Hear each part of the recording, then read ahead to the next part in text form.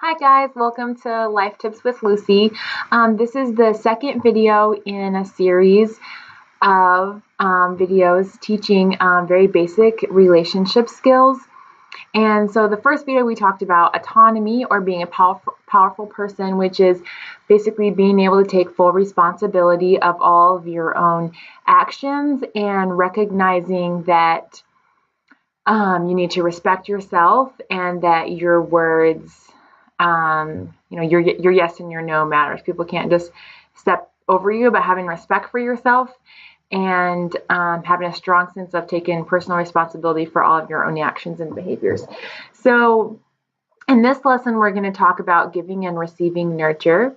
So all the biggest concepts that I'm bringing out in this series are from Karen Purvis's teachings. You can look up more of her stuff at Texas Christian University. Have a trust-based relationship intervention is the program that she created. She actually, along with another doctor that helped document her work, because she couldn't really explain what she's doing.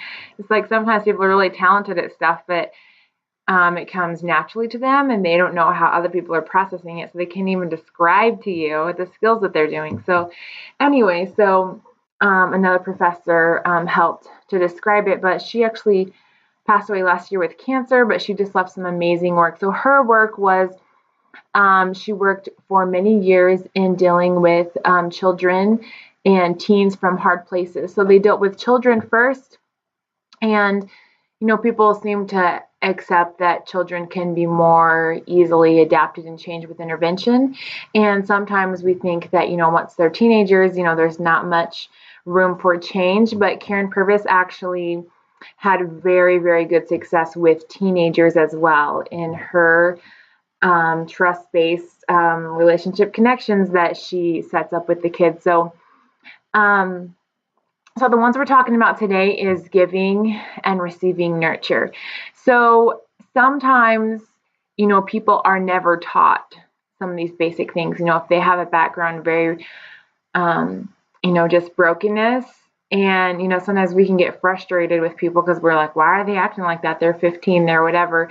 So just being able to understand that they don't know how to process life in an appropriate way. So my personal testimony in this area is that, I would try to, give nurture in different ways, do things for people but because I didn't want to be emotional or vulnerable, I was not good at receiving any kind of nurture at all. Like, if someone would try to comfort me or want to comfort me, I would just tell them to go away, because if I'm really stressed out and someone's trying to give me comfort, I just want to cry. And because I didn't want to be emotional, I didn't want to receive any comfort. So that is the biggest area that I had a hard time with. And anyway, it's just these basic life things that they really make a difference in our daily relationships. So what are behaviors that people might have that show you that they are not being able to give or receive nurture? So if people are having, a lot of outbursts and a lot of attitudes, really all of the steps goes into that, because they're not taking responsibility for their own actions and they're not able to negotiate their needs, but they're also, there's also a lack of being able to give or receive nurture because they're not able to get their needs met. Like when they're stressed, they don't know how to maybe seek after the kind of comfort that they need, or to maybe provide some for somebody else to make them feel better. Like they don't know how to do these things. So those are just really aggressive behavior would be signs that a person does not know how to give or receive nurture. The purpose of giving and receiving nurture is basically to fill our love tanks up. If you've heard any of Gary Smalley's teachings of the 5 love languages, that's what he is geared at, is everyone hears I love you in a different language, is the basis of his information that he gives us. So one person to tell them that you love them, that might not really be their language. It's kind of like telling them you love them in Spanish or, some other language. So, they might need a hug or something, like something else that really administers to their emotional need. Even if they can understand their words, the I love you needs to minister to what their language is that they accept that in. So the purpose of giving and receiving nurture is to fill up those love tanks so that we have more of a cushion for when there is stress and anxiety, we can get through it. Okay, because there's a cushion there. We feel loved, we feel accepted for who we are.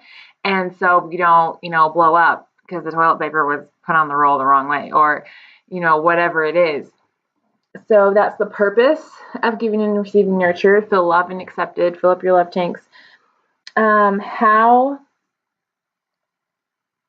how do you give nurture? So you give nurture by learning how to fill up other people's love tanks. So you learn how to speak in whatever love language the other people receive in order to help them to feel loved. So you don't know what, every person around you, what their love language is. If you do know, it makes it very helpful. You can target your, your actions in a lot more effective way. If you don't know, you can just try to use a little bit of all of them on everybody. So the 5 love languages are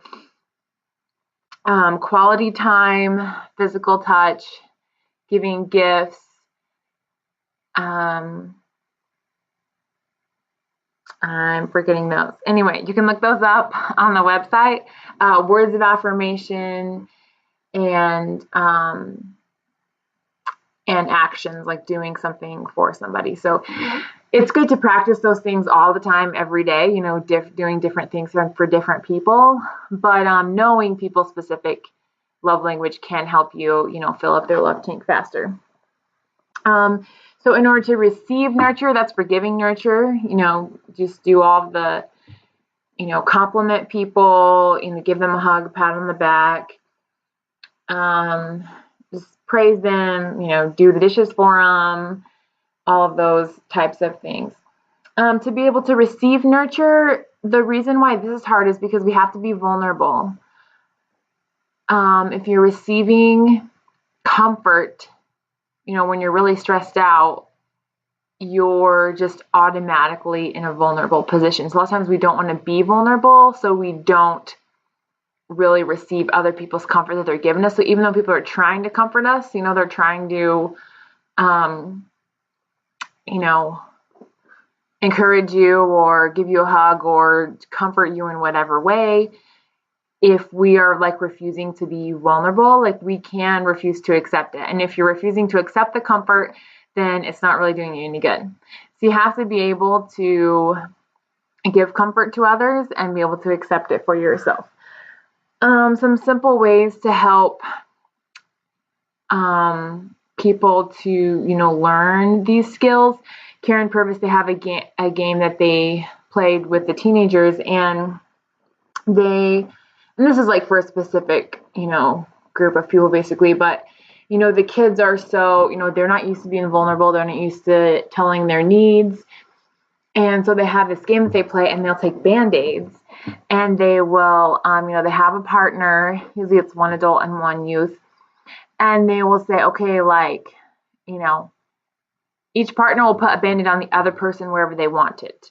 So whether you have a hurt on the inside or the outside, they'll put them on their nose or their, or it could be, you're physically tired, your knee hurts, or it could be something, this one goes put it on my heart.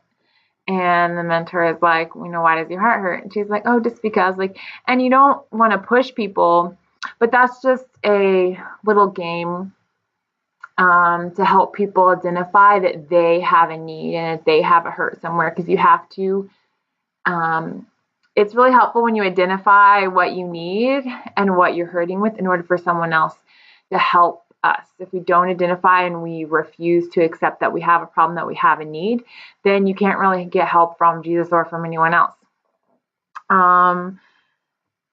Let's see, there's also kind of follow the leader game, but it's more like a matching game, like only two people, you do it in pairs. And it's just kind of helping people to be able to learn how to match other people's behavior. So, like with a baby and a mom or a parent, to copy someone means that you're you're accepting them into your little circle. So sometimes we can get annoyed, like, why is everyone copying me? Well, they're showing, your approval, their approval of what you're doing, and, allowing, you to be, a closer part of their life when they're doing that. So there's just a kind of a deeper thing that goes on with copying, someone's actions or behaviors. Okay, so for summary and conclusion, giving and receiving nurture is a very basic relationship skill that we all need, and it helps us to have meaningful connection with others and to be able to be calm. And so various backgrounds, you might not have really learned it when you were young. You might just be weak in one area, or like you might you might need to, learn it from the whole beginning, but it's a very essential part to being able to have a meaningful connection, giving and receiving comfort. But yeah, it's just amazing that we can, be taught, we don't have to be just frustrated that people are, angry all the time. Like Karen Purvis and her work, it's just amazing what they've done with teens. Like they took these 12 teens out on a summer camp, and there are kids that are just very violent and aggressive, like very severe things in their past, but they had no outbursts, no one hurt, no punching, hitting. Like the outcomes were just amazing in working with them. And I was going to read a quote from Karen. It says, when you connect to the heart of a child, anything is possible. That's something that Karen Purvis said. So anyway, yeah, connection is great, and being able to give and receive comfort is just a very basic human thing that we need to be able to learn and do. Okay, see you all on the next video.